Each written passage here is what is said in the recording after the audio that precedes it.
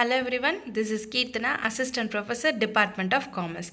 Today I am here to present a lecture series on the subject Financial Management on the topic Cost of Leverages in Meaning.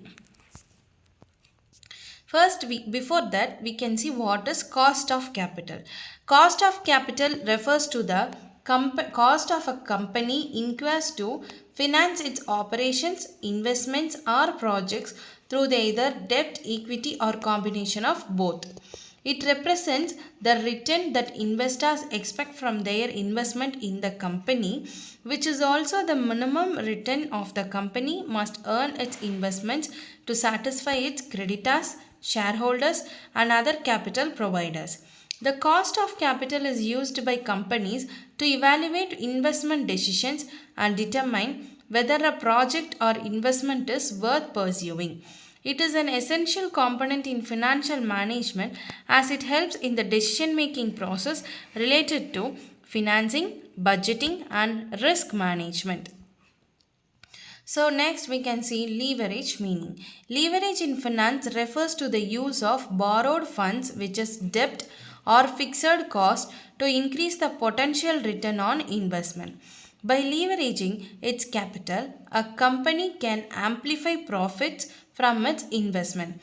However, leverage also increases the risk as the company must meet fixed obligations such as interest payment on debt regardless of its financial performance.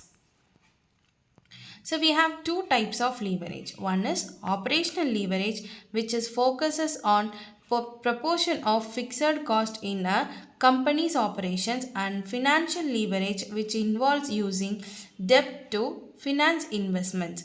The combination of both types is known as total leverage, reflecting the overall impact of fixed cost on a company's profitability.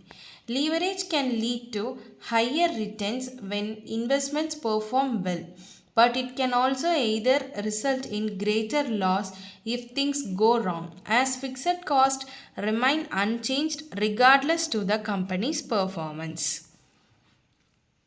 So we can see the advantages and disadvantages. First, in advantages, increased return on equity and tax shield.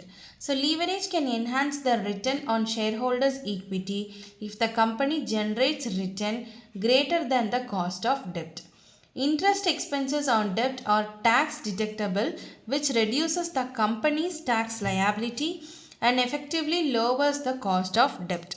So in disadvantages we have two. One is increased risk and another one is fixed obligations. So, increased risk, the use of debt increases financial risk. If the company cannot generate enough revenue to meet its debt obligations, it may face default or bankruptcy. Next is fixed obligations. Unlike equity, which only requires dividend payments if declared, debt becomes with fixed interest payments that must be regardless of financial of business performance. So next is we can see the types.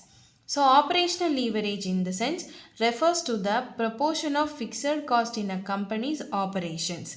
A company with high operating leverage has a higher proportion of fixed cost relative to variable cost.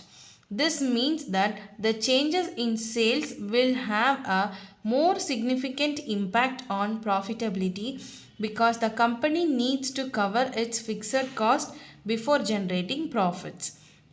So, in financial leverage refers to the use of debt to finance a company's operations and investments. When a company uses borrowed funds to increase its return on equity, it is said to be the using financial leverage. The goal of financial leverage is to earn a return on the borrowed funds that exceeds the cost of debt. So in before that we have seen that two leverages. One is operational leverage and another one is financial leverage. So the combination of both is called as total leverage.